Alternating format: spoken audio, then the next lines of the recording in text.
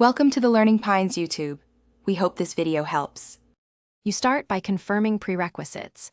Git installed and an SSH key or personal access token configured so authentication won't block deployment.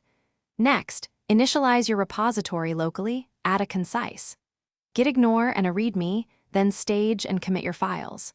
Once done, create the remote on GitHub and push using git push uorigin main so the remote branch is tracked. This first push creates the single source of truth and enables automated deployment hooks to detect changes.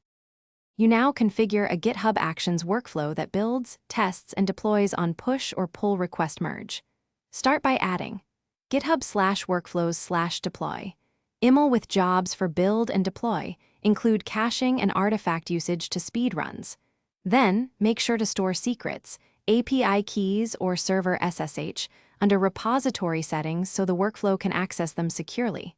Once done, reference those secrets in steps and protect main with branch rules so only validated changes trigger deployment. You finish by triggering a deployment. Merge your PR or push a tag that the workflow listens for, then watch the GitHub Actions run in real time.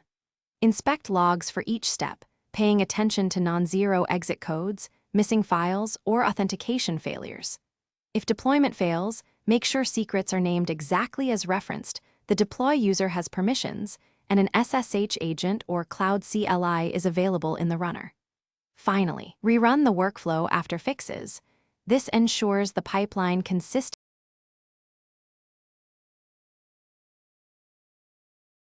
Thanks for watching.